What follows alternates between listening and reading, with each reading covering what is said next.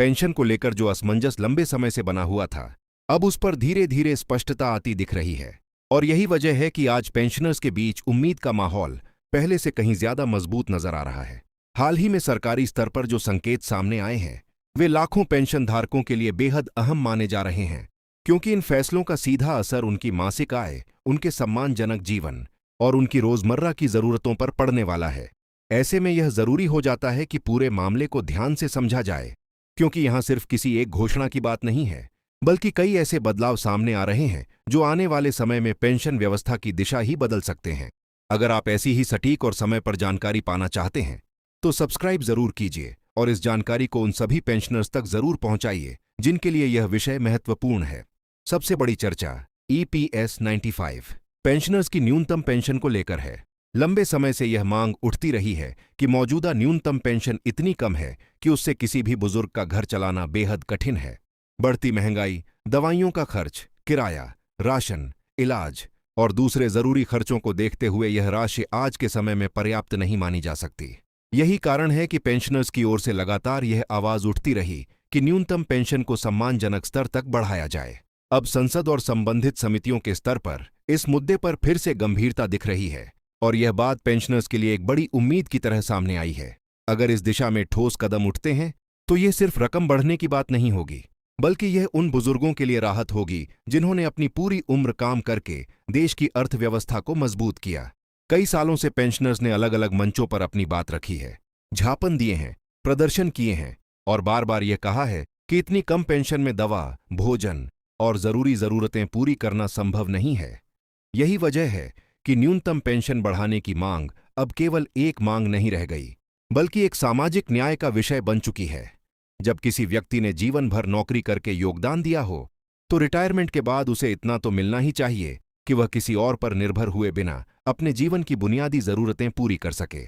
यही बात आज हर पेंशनर्स परिवार महसूस कर रहा है। इसी संदर्भ में यह चर्चा और भी महत्वपूर्ण हो जाती है कि अगर न्यूनतम पेंशन में बढ़ोतरी होती है तो सबसे ज्यादा फायदा उन लोगों को मिलेगा जिनकी आय का कोई दूसरा स्रोत नहीं है।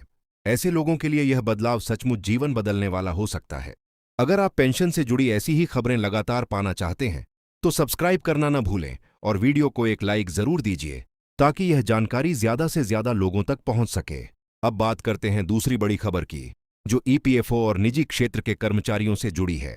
लंबे समय से यह सवाल उठता रहा है कि पेंशन की गणना आखिर किस आधार पर होनी चाहिए और क्या मौजूदा व्यवस्था वाकई कर्मचारियों के वास्तविक योगदान के साथ न्याय करती है। इसी बहस के बीच अब यह प्रस्ताव चर्चा में है कि पेंशन की गणना के लिए वेतन सीमा को बढ़ाया जाए। मौजूदा व्यवस्था में पेंशन कैलकुलेशन की एक सीमित वेतन राशि को आधार माना जाता है, जिसकी वजह से कई कर्मचारियों को उनके वास्तविक वेतन और योगदान के मुकाबले बहुत कम पेंशन मिलती है। यही असमानता वर्षों से असंतोष का कारण बनी रही है। अब अगर यह सीमा बढ़ाई जाती है तो पेंशन में सीधा सुधार देखने को मिल सकता है। इसका फायदा खास तौर पर उन कर्मचारियों को होगा जिनकी सैलरी अपेक्षाकृत अच्छी रही है, लेकिन रिटायरमेंट के बाद उन्हें उम्मीद से कम पेंशन मिल रही है। इस बदलाव की चर्चा इसलिए भी अहम है क्योंकि यह केवल आंकड़ों में बदलाव नहीं होगा, बल्कि लाखों परिवारों की आर्थिक सुरक्षा से जुड़ा निर्णय होगा। इस प्रस्ताव में एक और महत्वपूर्ण बात सामने आई है और वह है पेंशन को महंगाई भत्ते से जोड़ने की संभावना। अभी तक कई निजी क्षेत्र के रिटायर्ड कर्मचारियों को वह फायदा नहीं मिलता था जो सरकारी पेंशनर्स को महंगाई बढ़ने के साथ मिलता है। लेकिन अगर भविष्य में पेंशन को महंगाई भत्ते के साथ जोड़ा जाता है तो इसका मतलब होगा कि बढ़ती महंगाई के साथ पेंशन भी धीरे धीरे बढ़ेगी। यह व्यवस्था बहुत बड़ी राहत ला सकती है, क्योंकि आज के दौर में कीमतें जिस रफ्तार से बढ़ रही हैं उसमें एक स्थिर पेंशन कई बार पर्याप्त नहीं रहती। दवा, बिजली, गैस और घर के खर्च लगातार बढ़ते जा रहे हैं और ऐसे में महंगाई के अनुसार पेंशन का बढ़ना बहुत जरूरी हो जाता है। यही कारण है कि यह प्रस्ताव पेंशनर्स के लिए एक क्रांतिकारी कदम माना जा रहा है। अगर यह लागू होता है तो यह निजी क्षेत्र के रिटायर्ड कर्मचारियों के लिए सम्मान और सुरक्षा दोनों का प्रतीक बन सकता है। यहां एक बात और समझनी जरूरी है कि पेंशन सिर्फ पैसे का विषय नहीं होती, बल्कि यह आत्मसम्मान का विषय भी होती है। जब कोई बुजुर्ग अपने बेटे, बेटी या किसी और पर पूरी तरह निर्भर होने के बजाय अपनी पेंशन से अपनी जरूरतें पूरी कर सकता है तो उसके आत्मसम्मान में बढ़ोतरी होती है। इसी कारण पेंशन में सुधार की हर कोशिश सिर्फ आर्थिक नहीं, बल्कि सामाजिक और मानवीय दृष्टि से भी महत्वपूर्ण है। अगर वेतन सीमा बढ़ती है और साथ में महंगाई भत्ता भी जोड़ा जाता है तो यह लंबे समय से चली आ रही शिकायतों को काफी हद तक कम कर सकता है। इसलिए इस विषय को हल्के में नहीं लेना चाहिए। अगर आप चाहते हैं कि पेंशनर्स की यह आवाज और ज्यादा मजबूत हो तो वीडियो को पसंद जरूर कीजिए, क्योंकि एक लाइक भी इस विषय को और लोगों तक पहुंचाने में मदद करता है। और हाँ, ऐसी जरूरी अपडेट के लिए सब्सक्राइब करना मत भूलिए। अब तीसरी खबर की तरफ आते हैं, जो हाल ही में लागू हुए नए नियमों और पेंशन भुगतान व्यवस्था से जुड़ी है। इस बदलाव का उद्देश्य पेंशन वितरण को अधिक पारदर्शी, तेज और भरोसेमंद बनाना बताया जा रहा है। पहले कई बार तकनीकी दिक्कतों, बैंकिंग देरी या प्रशासनिक प्रक्रियाओं के कारण पेंशन समय पर नहीं पहुंच पाती थी, जिससे बुजुर्गों को काफी परेशानी होती थी। कई बार उन्हें बैंक के चक्कर लगाने पड़ते थे, कई बार जवाब नहीं मिलता था और कई बार उनके मन में यह डर रहता था कि इस बार पेंशन आएगी या नहीं। ऐसी स्थिति किसी भी बुजुर्ग के लिए तनावपूर्ण होती है। लेकिन अब जिन नए नियमों की चर्चा है, उनका फोकस इसी परेशानी को कम करने पर है। भुगतान को सीधे बैंक खाते में भेजने की प्रक्रिया को और मजबूत किया जा रहा है, ताकि बीच में किसी तरह की रुकावट की संभावना कम हो जाए। इस बदलाव का सबसे बड़ा लाभ ये होगा कि बुजुर्गों को अपनी पेंशन के लिए इधर उधर भटकना नहीं पड़ेगा। डिजिटल भुगतान व्यवस्था का फायदा यह है कि इसमें पारदर्शिता ज्यादा रहती है। जब पैसा सीधे खाते में आता है तो ट्रैक करना आसान होता है, समय पर जानकारी मिलती है और भ्रष्टाचार या गलतफहमी की गुंजाइश भी कम हो आती है। यही नहीं, अगर भुगतान की तिथियां भी अधिक स्पष्ट और एक समान की जाती हैं तो पेंशनर्स को अपनी मासिक योजना बनाने में सुविधा मिलती है। वे पहले से जान सकेंगे कि किस तारीख के आसपास राशि खाते में आएगी और उसी हिसाब से अपने खर्चों को संभाल सकेंगे। यह छोटी बात लग सकती है, लेकिन जिन लोगों की आमदनी सीमित होती है उनके लिए तारीख की यह स्पष्टता बहुत बड़ा फर्क पैदा करती है। दवा खरीदनी है, घर का सामान लेना है या किसी जरूरी इलाज का इंतजाम करना है तो समय पर पेंशन आना बहुत महत्वपूर्ण हो जाता है। ऐसे में नई व्यवस्था अगर सही ढंग से लागू होती है तो यह लाखों परिवारों की जिंदगी को आसान बना सकती है। कुछ जगह यह भी संकेत मिल रहे हैं कि पेंशन राशि में भी हालात के अनुसार सुधार किया जा सकता है। हालांकि हर योजना में यह बढ़ोतरी एक जैसी नहीं होगी, क्योंकि केंद्र और राज्य स्तर की योजनाओं में अंतर होता है। लेकिन फिर भी यह उम्मीद बन रही है कि नई व्यवस्था के तहत लाभार्थियों को पहले की तुलना में ज्यादा सुव्यवस्थित और बेहतर भुगतान मिलेगा।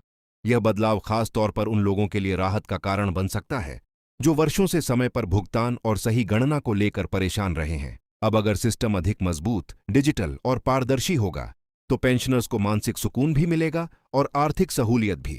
यह बदलाव इसलिए महत्वपूर्ण है क्योंकि बुजुर्गों के लिए भरोसेमंद सिस्टम सबसे बड़ी जरूरत होती है। उन्हें हर महीने यही चिंता रहती है कि पैसा आएगा या नहीं, और अगर आएगा तो कब आएगा।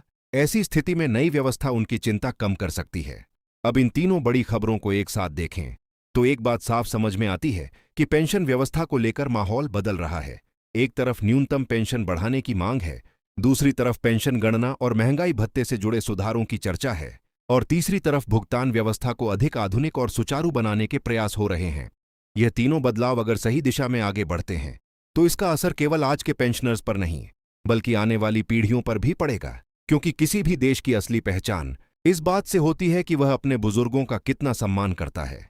जिस समाज में बुजुर्ग सुरक्षित, सम्मानित और आर्थिक रूप से स्थिर होते हैं, वही समाज वास्तव में मजबूत माना जाता है। इसलिए इन खबरों को सिर्फ सरकारी अपडेट समझकर छोड़ देना ठीक नहीं होगा। इन्हें एक बड़े बदलाव की शुरुआत के रूप में देखना चाहिए।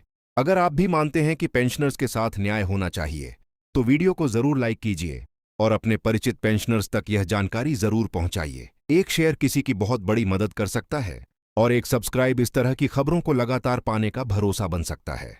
यह भी समझना जरूरी है कि जब भी पेंशन से जुड़ा कोई फैसला आता है तो उसके असर कई स्तरों पर पड़ते हैं। बुजुर्गों की जेब पर, उनके परिवार पर, उनके स्वास्थ्य पर और उनके दैनिक जीवन की गुणवत्ता पर।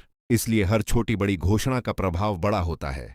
अगर न्यूनतम पेंशन में सुधार हुआ तो उन लोगों को राहत मिलेगी जो सबसे कमजोर स्थिति में हैं। अगर वेतन सीमा बढ़ी तो निजी क्षेत्र के कर्मचारियों की पेंशन में सुधार आएगा, और अगर भुगतान प्रणाली अधिक पारदर्शी हुई तो समय पर पैसा मिलना आसान होगा।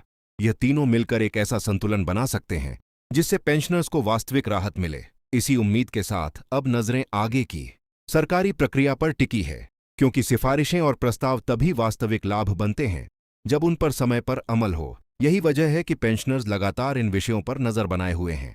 अंत में इतनी बात साफ है कि पेंशनर्स के लिए यह समय बेहद महत्वपूर्ण है। जो मुद्दे सालों से लंबित थे, अब उन पर फिर से गंभीरता बढ़ती दिख रही है। EPS 95 की न्यूनतम पेंशन हो, ईपीएफओ की गणना पद्धति हो या पेंशन भुगतान की नई व्यवस्था, हर मोर्चे पर बदलाव की उम्मीद बन रही है। यह उम्मीद अभी पूरी तरह अंतिम नतीजा नहीं है, लेकिन यह इतना जरूर है कि लंबे समय बाद पेंशनर्स की आवाज फिर से मजबूत होती नजर आ रही है। और जब आवाज मजबूत होती है तो बदलाव की संभावना भी मजबूत होती है। यही कारण है कि पेंशनर्स को चाहिए कि वे जागरूक रहें, जानकारी लेते रहें और सही खबरों पर नजर बनाए रखें। अगर आपको यह पूरा अपडेट उपयोगी लगा हो तो वीडियो को एक लाइक जरूर दीजिए, पसंद जरूर कीजिए और ऐसे ही भरोसेमंद अपडेट के लिए सब्सक्राइब करना मत भूलिए। अपने परिवार, अपने मित्रों और अपने आसपास के सभी पेंशनर्स तक यह जानकारी जरूर पहुंचाइए, क्योंकि सही जानकारी ही सबसे बड़ी ताकत होती है। धन्यवाद। आपका दिन शुभ हो।